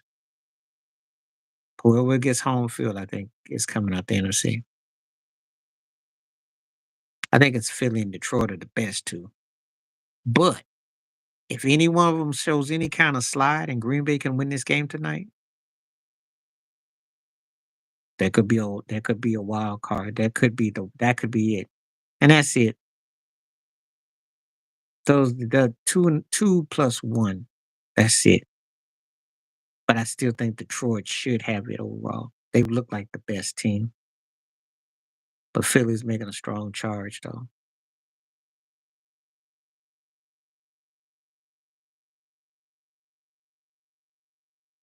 Okay, continue to hit the likes, subscriptions, any more comments or anything. If Kirk Cousins wasn't so erratic, and if you could kidnap those two of those teams, you might have something. They're not better. They're not gonna sneak nobody. Kirk Cousins is too inconsistent. He's good for one wild win, and then right when you think he's gonna do something, that's when he stinks it up. No. I like how they're coached. I like how, they've done better, but the way they lost that game to the Chargers was indicative of Kirk Cousins. He gets field goals out of those two of those turnovers, they win the game. That's Kirk Cousins in a nutshell. When you don't see it coming is when he resorts to being Kirk Cousins. And when you do see it coming, that's when he's not Kirk Cousins. So he's Jekyll and Hyde next year. I think they'll make it more so next year. I think he's got a good arm, so we'll see what happens with the kid.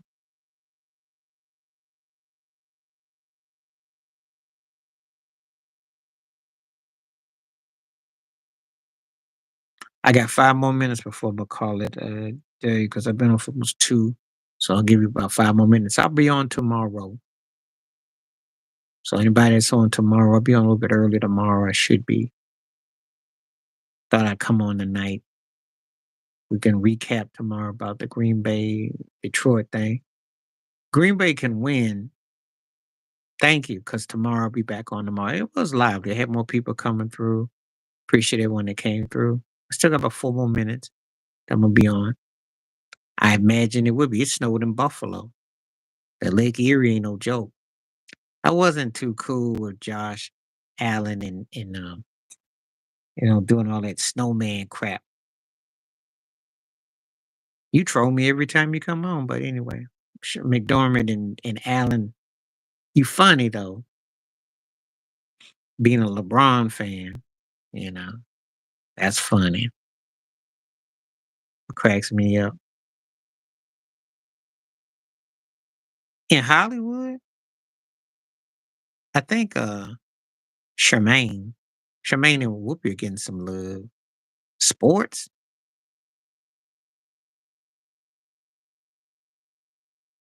That's a long list of sports. I mean, really. I mean, and we're talking, depending on what sport we're talking about, but of course LeBron's gonna be up in there. He gonna be up in there because of when he pushing his son's agenda with the whole Diddy thing and all the other stuff. I mean, when you ain't speaking out on something, you gotta be tight lipped. My favorite person of the week was Jameson Winston, though. He was hilarious. I want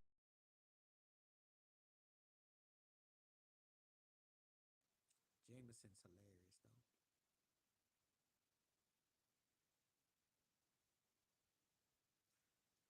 Yeah, he is. Because his son had no business playing no pro basketball. They took a job away, and yeah, he was about Darvin Ham getting ran out for Leave It to Beaver, who can't coach. So yeah, he is.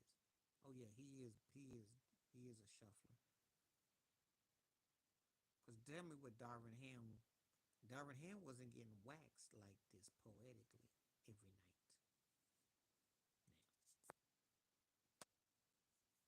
But anyway, you can say what you want to say. I watched both of them. JJ Redick like he's in over his head. Jameson had me laughing. He forgot he ain't quarterbacking both teams. That first pick was horrible. The last one for the touchdown, not so much his fault, but that last interception in the end zone, that was bad. He threw two bad picks. The first pick six was horrible, but that's Jameson for you. It's like if he could ever get it right, he could be something. Please continue to hit that poll question. Yeah, I'm getting ready to cut off because I've been on for 2 hours. So anyway, I will be back on tomorrow. Thank you everybody that came through. Appreciate it. Appreciate the ones who took part in the poll, the streams, the views. Spread the word. Tell everybody about here if you want to have some talk about some stuff. Let's get into it. And stay safe, stay blessed, stay woke, stay free, stay true. Appreciate you. Thank you always. All the ones that donate, all the ones that come through. Even if we don't agree with each other, it's still a lot of fun. Okay, before I go,